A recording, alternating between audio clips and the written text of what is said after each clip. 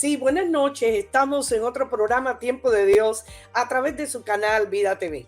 Bueno, hoy continuamos hablando de Israel. Israel, el reloj profético. Interesante, Israel sigue siendo el reloj profético. Fue el reloj profético ayer, continuó siendo el reloj profético de hoy y continuará siendo el reloj profético de mañana. Porque es un termostato, un termómetro, ¿verdad? También que mide la temperatura de la historia y de los tiempos finales. Así que tenemos que estar muy alertas y mirando y observando con mucho detenimiento los acontecimientos que están sucediendo en el Medio Oriente, sobre todo con la nación de Israel y las naciones aledañas, porque es muy interesante lo que está pasando y lo que viene. Tristemente doloroso, tristemente ha traído mucho sufrimiento, no solamente a Israel, sino a personas civiles dentro del campo de Gaza y de otros lugares donde hay muertos, heridos. Desgraciadamente, muchas veces las situaciones políticas y las situaciones, ¿verdad?, de las naciones y de gobiernos muchas veces o de entidades terroristas pueden traer mucho dolor, mucho llanto y situaciones verdaderamente tensas. Así que debemos mirar a Israel, porque Israel, como termómetro, como reloj profético que nos señala los últimos tiempos, también está apuntando, y normalmente ya lo estamos viendo, está apuntando a la segunda venida del Señor. Y por supuesto también está apuntando al arrebatamiento o el rapto de la iglesia, ¿verdad? Así que muy importante, dos acontecimientos futuros que están muy cerca, primeramente el arrebatamiento de la iglesia y en segundo lugar la segunda venida del Señor en gloria. Así que tenemos que estar alertas. Este es un tiempo de estar alertas, apercibidos, como las vírgenes, ¿verdad? Poniendo aceite en nuestras lámparas, manteniéndonos en vigilia, manteniéndonos con la unción del Espíritu en el lugar secreto, preparándonos porque las bodas del Cordero se están acercando. En el programa pasado hablamos de Israel, el pacto de Dios con Israel, cómo Dios ha establecido un pacto eterno, porque un pacto no se rompe. Por lo menos de parte de Dios no se rompe un pacto. El pacto lo podemos romper nosotros, ¿verdad? Y con nuestra incredulidad, nuestra idolatría, nuestra rebeldía. Cuando nos separamos de Dios, muchas veces nosotros mismos nos desligamos de ese pacto. Es como un matrimonio.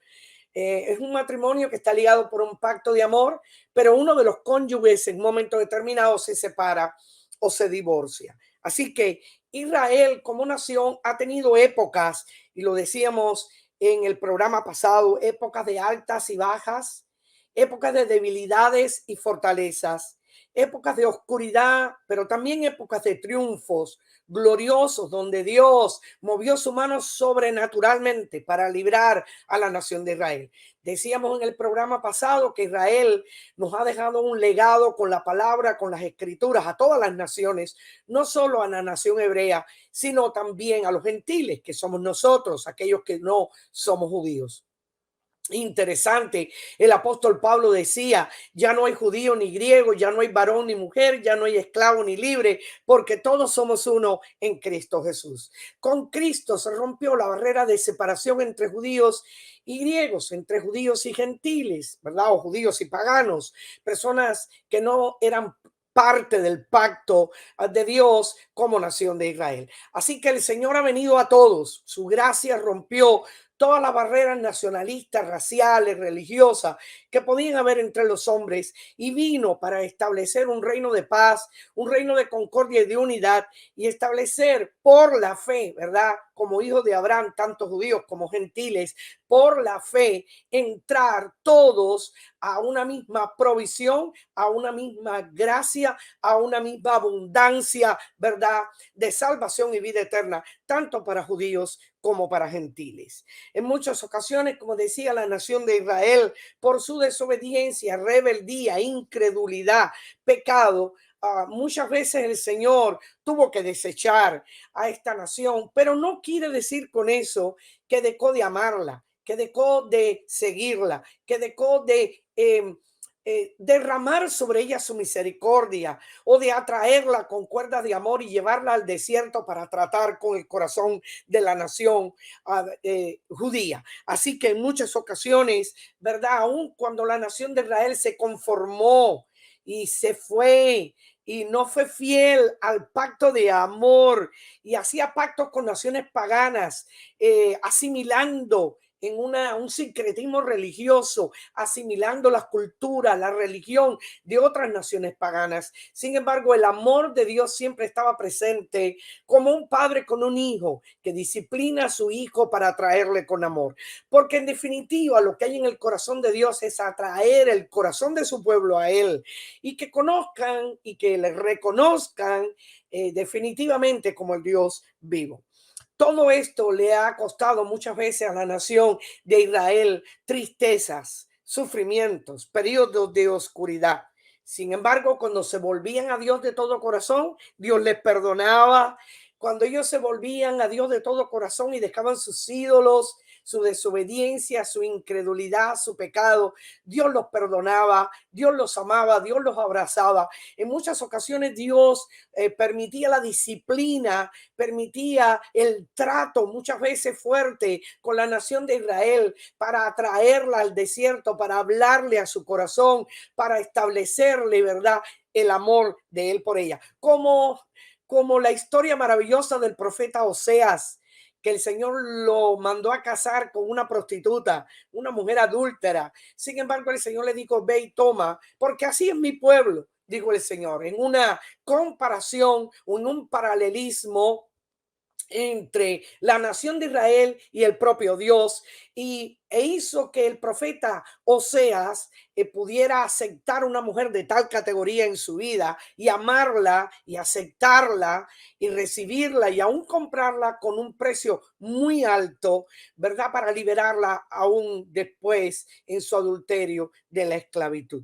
Así que el Señor es misericordioso y clemente cuando su pueblo se vuelve a él. Mira lo que dice el profeta Isaías.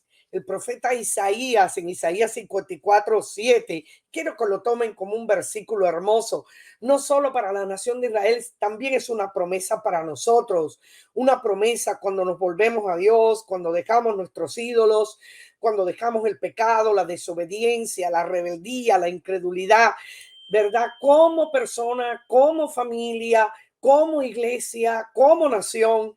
Y el Señor es capaz de hacer esto por nosotros. Isaías 54:7 dice y 8, por un breve momento te abandoné. Esta es la nación de Israel, ¿verdad? Porque estaba en una condición realmente terrible. Pero mira lo que el Señor le dice cuando ella se vuelve a él. Por un breve momento te abandoné, pero te recogeré con grandes misericordias.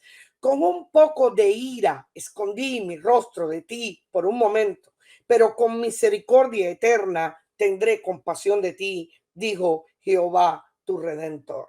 Qué hermoso. O sea, por un breve momento yo te abandoné, porque andabas según tu camino, buscando tus propios amantes para llenar los vacíos, Israel. Fuiste tras ídolos paganos cuando conocías al verdadero Dios. Así que Dios le dice, pero te recogeré con grandes misericordias. Un pacto de amor que Dios tiene con su pueblo amado, ¿verdad? Israel, y también con nosotros que somos también su pueblo por la gracia de Dios. Dice, con un poco de ira escondí mi rostro de ti, pero por un momento, pero con misericordia eterna tendré compasión de ti. Con misericordia eterna. Qué tremendo. Misericordia eterna. ¿Podrá Dios olvidarse de la que dio a luz? ¿Podrá olvidarse Dios de lo que él ha concebido? Como un padre o una madre, ¿verdad? No puede olvidarse de sus hijos, y aún si eso ocurriera, porque ocurre que un padre y una madre pueden olvidar a sus hijos, hasta los pueden botar de casa. Pero qué tremendo, dice, aún cuando ella te dejare, ella te abandonare, con todo yo te recogeré, dice el Señor. Así que las misericordias del Señor son eternas. Si hay una persona, si hay una familia, si hay una nación, es verdad que se vuelve a él de todo corazón, las misericordias de Dios se extenderán hacia esa persona, hacia esa familia y hacia esa nación. Vemos la época de Elías. Elías, el profeta confrontativo, el profeta de fuego, como en una época difícil donde la parte norte de la nación de Israel, que estaba dominada por y gobernada por el rey Acab y una mujer diabólica, su esposa Jezabel, hija de un rey sidonio, que había traído la idolatría junto con ella a la nación de Israel, y la nación de Israel la había seguido. Ella era una mujer dominante, intimidadora, manipuladora, con un espíritu sensual e idolátrico.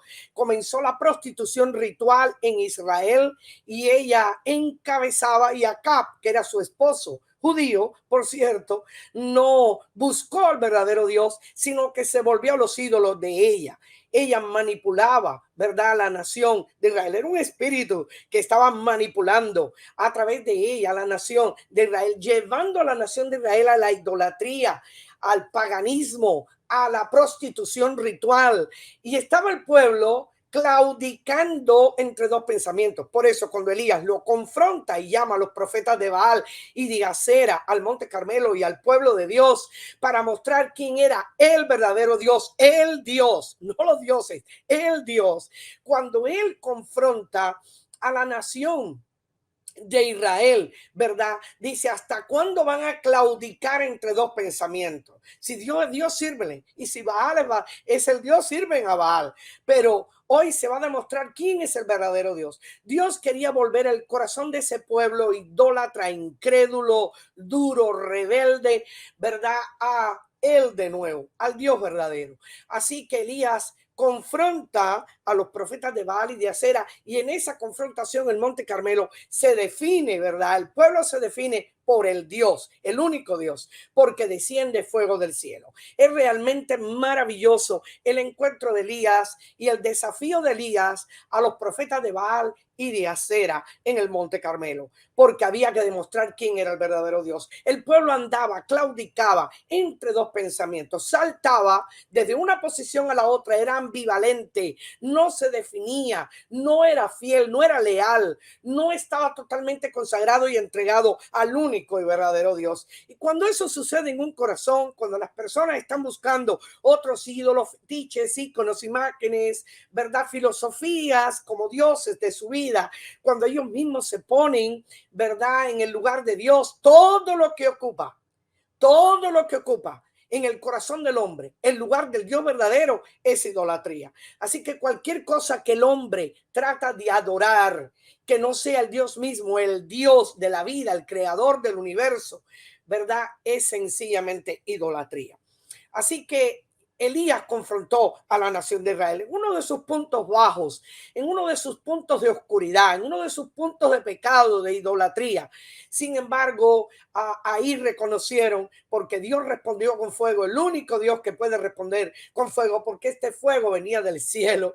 Este fuego venía a consumir el sacrificio, a consumir toda la maldad, a establecer, ¿verdad?, la purificación de su propio pueblo en ese altar del sacrificio, en ese altar del holocausto.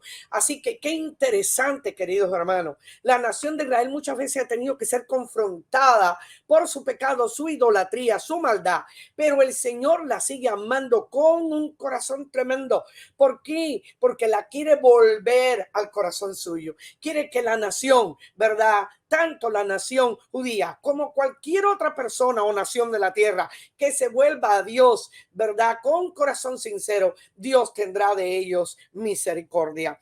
Así que recordamos esa época triste en la nación de Israel, cuando estaban claudicando entre dos pensamientos, ¿verdad? Estaban en una ambivalencia espiritual, en una ambivalencia de definiciones, en una ambivalencia de si sirvo o no sirvo al Dios verdadero. Hay personas así, hay personas que hoy sirven a Dios, mañana no lo sirven. Hoy dicen yo creo en Dios, mañana no creen. Muchas veces dicen yo estoy con Dios y mañana están en una vida de pecado, en una vida licenciosa, en una vida de excesos, en una vida corrupta, en una vida, ¿verdad?, liberalizada. Así que es muy importante que definamos en quién creemos, que definamos nuestras posiciones. Muy importante, porque hay muchas filosofías en el mundo, muchos cultos, muchas entidades, muchas personalidades, muchos gobiernos. ¿Y qué pudiéramos decir y contabilizar? Todo lo que trata de separar al hombre del Dios verdadero.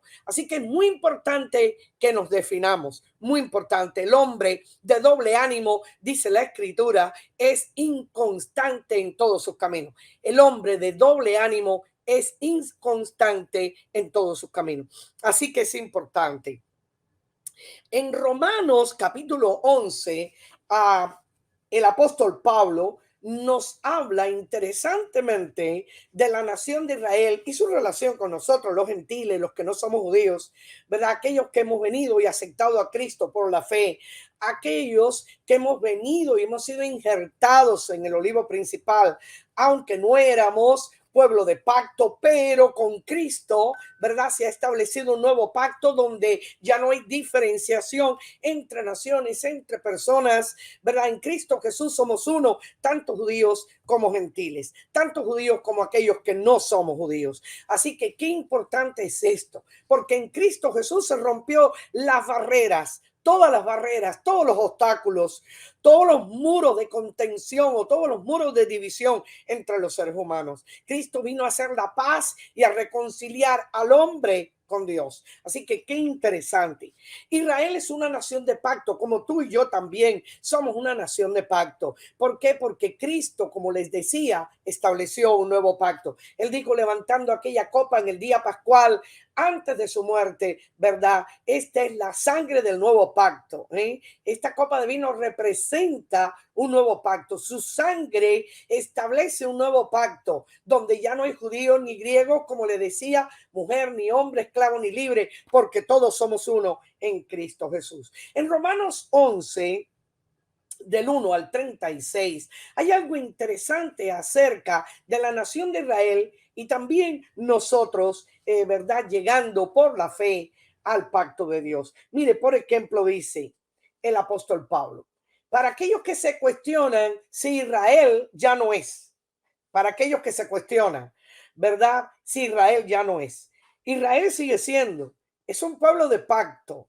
Dios la sigue amando. Dios sigue estableciendo cosas tremendas para Israel. Déjame decirles, como le decía en el principio, Israel es el reloj profético, el termostato y el termómetro que mide la temperatura, que mide el tiempo, que mide los tiempos y las sazones y que tiene que ver con los puntos finales estratégicos del rapto de la iglesia, la venida del Señor y también el establecimiento por 7 años de la época del anticristo, 3 años y medio de la época de la tribulación y 3 años y medio de la época de la gran tribulación. Así que todo esto tiene que ver con Israel, tiene que ver con la famosa batalla del Armagedón, ¿verdad? Donde Israel va a ser sitiada por sus enemigos, tiene que ver con esa batalla de Armagedón que va a ocurrir en el Valle de Megiddo. Así que todo esto tiene que ver con la nación de Israel, porque Israel es el reloj profético. Decíamos en el último programa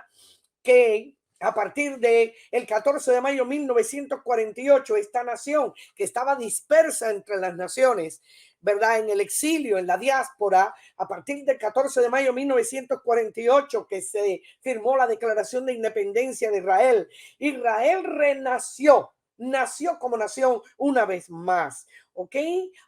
Esto fue hecho, recuerden, en la Asamblea General de las Naciones Unidas el 29 de noviembre del año 1947, donde hubo una votación a favor de que Israel pasara a ser nación. Así que el 14 de mayo, ese reloj profético que estaba detenido en el tiempo por la ocupación otomana, la ocupación inglesa y otras ocupaciones, sencillamente comenzó a caminar. Estaba paralizado el 70 después de Cristo. Eso estuvo paralizado, ¿verdad? La nación de Israel dejó de existir como nación. Sin embargo, como les decía, 14 de mayo de 1948 comenzó, como dice el profeta Isaías, ¿podrá nacer una nación en un día? ¿Podrá una nación nacer en un día? Ciertamente una nación nació en un día. Así que en Romanos 11, el apóstol Pablo retoma el tema de Israel y la iglesia y la pone unida. Quiero que observen de una manera detenida y les invito a que si tienen Biblia lo busquen ahora o lo busquen después. Romanos capítulo 11 del versículo 1 al 36 y que lo lean detenidamente para que vean toda la riqueza que hay en esta porción. Vamos a analizarla brevemente. Dice así, digo pues, dice el apóstol Pablo, ¿ha desechado Dios a su pueblo? En ninguna manera. O sea, Pablo ya está estableciendo que Dios no ha desechado a la nación de Israel, ¿ok? Porque también yo soy israelita, de la descendencia de Abraham, de la tribu de Benjamín. No ha desechado Dios a su pueblo, al cual desde antes conoció. ¿O no sabéis qué dice de Elías la escritura? Cómo invoca a Dios contra Israel, diciendo, Señor, a tus profetas han dado muerte y tus altares han derribado y solo yo he quedado y procuran matarme. Esto dijo Elías. Pero ¿qué le dice la divina respuesta? ¿Qué le dijo la divina respuesta a Elías? Me he reservado, dijo Dios, 7,000 hombres que no han doblado la rodilla delante de Baal. O sea, siempre habrá un remanente, siempre habrá un grupo, aún a pesar de las persecuciones, de la idolatría, ¿verdad? De la rebeldía, de la incredulidad, siempre hay un remanente, siempre. Así también, aún en este tiempo, dice el apóstol Pablo, ha quedado un remanente escogido por gracia. Y si por gracia, ya no es por obra, no es por obra, no es por la ley. De otra manera, la gracia ya no es gracia. Y si por obras, si fuera por obras, por lo que el hombre tiene que hacer, por los sacrificios, ¿verdad? Ya no es gracia. De otra manera, la obra ya no es obra, dice el apóstol Pablo. ¿Qué pues? Lo que buscaba Israel no lo ha alcanzado, pero los escogidos sí lo han alcanzado y los demás fueron endurecidos. Como está escrito, Dios les dio espíritu de estupor, ojos con que no vean y oídos con que no oigan hasta el día de hoy. Tristemente la nación de Israel rechazó al Mesías y eso lo sabemos. Muchos se han convertido, eso también lo sabemos dentro del pueblo judío, pero ellos rechazaron al Mesías. Incluso ellos están esperando el famoso Mesías y ya el ungido del Señor ya vino en la persona de Cristo. Pero por eso sus ojos se han entenebrecido. El apóstol Pablo lloraba y gemía, intercedía, ¿verdad? Por la nación de Israel, pidiéndole a Dios que fueran abiertos los ojos, ¿verdad? Del entendimiento de ellos, para que ellos puedan entender, ¿verdad? La revelación en la persona de Cristo. El apóstol Pablo decía, tienen un velo, el cual no le ha sido quitado, pero oro para que ese velo le sea removido. Por cierto, siempre hay un remanente y un grupo dentro de la nación de Israel que ya conoce a Dios y aún en la diáspora, dispersados por el mundo entero, porque hay judíos por todas partes del mundo y muchos ya han conocido al Señor Jesucristo. Otros están en ese proceso, pero indiscutiblemente que Dios tiene un trato con la nación de Israel porque Él quiere que los judíos se vuelvan también al Mesías verdadero, que también se vuelvan al Dios verdadero, que sean partícipes de este nuevo pacto en Cristo Jesús. Dice en el versículo 11, digo pues, ¿han tropezado los de Israel para que cayesen? En ninguna manera. Pero por su transgresión vino la salvación a los gentiles para provocarles a celos. O sea, la salvación ha llegado a nosotros porque ellos no tuvieron en cuenta, ellos no lo valoraron, ellos fueron transgresores de ese pacto hermoso de lo que Dios les ha dado y por su misericordia nosotros los gentiles, los que no somos judíos, ¿verdad? Eh, Hemos venido a ser partícipes de la salvación y del legado espiritual de nuestro padre Abraham, porque el padre Abraham es tanto padre de los judíos como de los gentiles, ¿verdad? Por la fe somos participantes, ¿verdad? Somos acaparadores de la bendición de Abraham, que es en Cristo Jesús. Dice en el versículo 12, y si su transgresión es la riqueza del mundo y su defección la riqueza de los gentiles, cuanto más su plena restauración. Habla de la restauración de Israel como nación. O sea, por un lado, ¿verdad? La transgresión de ellos fue riqueza para nosotros porque hemos conocido al Mesías, pero ¿verdad? La defección o la transgresión de ellos nos enriqueció a nosotros y nos dio la oportunidad de conocer y ser parte de, ¿verdad? Ese pacto de amor que Dios hizo y que Dios le dio legado a nuestro padre Abraham por la fe. O sea, habla de la restauración de Israel. En el versículo 13 dice, porque a vosotros hablo gentiles, es a nosotros, por cuanto yo soy apóstolo a los gentiles, honro mi ministerio. Ahora Pablo está hablando a los no judíos, por si en alguna manera pueda provocar a celos a los de mi sangre, a los judíos, y hacer salvos a algunos de ellos. Pablo estaba preocupado, ¿verdad? Y quería que ellos entraran en celos en el sentido de que mira la bendición que nosotros tenemos, ellos también la pueden tener igualmente. Porque si su exclusión es la reconciliación del mundo, ¿qué será su admisión sino vida entre los muertos? Qué hermoso, ¿verdad? Su exclusión nos trajo bendición a todos, pero también su admisión va a ser vida entre los muertos. Dios los va a resucitar, los va a levantar, porque Dios sigue amando a la nación de Israel. El Señor no los ha excluido, no los ha quitado, no los ha borrado, no los ha separado. Están perdidos totalmente. No, ese no es el plan de Dios. El plan de Dios es reconciliación, restauración. El plan de Dios es que el pueblo judío se vuelva a él de todo corazón. Dios tiene sus ojos sobre la nación de Israel. Su misericordia y su amor está ahí porque hay un pacto de amor. Si las primicias son santas, también lo es la masa restante. Y si la raíz es santa, también lo son las ramas. Fueron excluidos por un tiempo de ser participantes de los beneficios y las riquezas de su gracia, pero el amor de Dios por ellos es eterno y su admisión después de su arrepentimiento y reconciliación es vida entre los muertos. Muy importante esto. ¿Qué relación hay entre Israel y los gentiles? Nosotros que hemos entrado por la misericordia de Dios en un nuevo pacto. Mira lo que sigue diciendo en el versículo 17. Dice, pues si alguna de las ramas fueron desgajadas y tú siendo olivo silvestre, eso somos nosotros los gentiles, has sido injertado en lugar de ellas y has sido hecho partícipe de la raíz y de la rica savia del olivo, no te jactes, eso a nosotros, los que hemos creído, los gentiles, los que no somos judíos, no te jactes contra las ramas y si te jactas, sabe que no sustentas tú a la raíz, sino la raíz a ti. Pues las ramas, dirás, fueron desgajadas para que yo fuese injertado. Bien, por su incredulidad, y define cuál es el problema de la nación de Israel. Por su incredulidad fueron desgajadas, pero tú por la fe estás en pie. No te ensoberbezcas, sino teme, porque si Dios no perdonó a las ramas naturales, a ti tampoco te perdonará.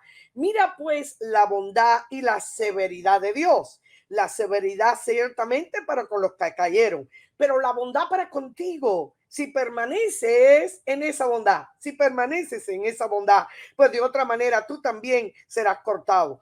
Y aún ellos, mira lo que dice de la nación de Israel ahora. Eso es con relación a nosotros, pero mira lo que dice con relación a la nación de Israel. Y aún ellos, si no permanecieren en incredulidad, serán injertados. Pues poderoso es Dios para volverlos a injertar. Porque si tú fuiste cortado del que por naturaleza es olivo silvestre y contra naturaleza fuiste injertado en el buen olivo, cuanto más esto, los judíos, está hablando que son las ramas naturales, serán injertados en su propio olivo. Y en el 25 sigue diciendo el apóstol Pablo, hablándonos magistralmente, estableciendo, ¿verdad?, que por la incredulidad, ¿verdad?, fueron, pero si creen, si vuelven, si son restaurados, si hay un arrepentimiento, ¿verdad?, nunca el pacto ha dejado de ser. Ahí está la firmeza del amor de Dios para con su pueblo. Él nunca ha dejado de amarlos, lo que Él quiere que se vuelvan a Él.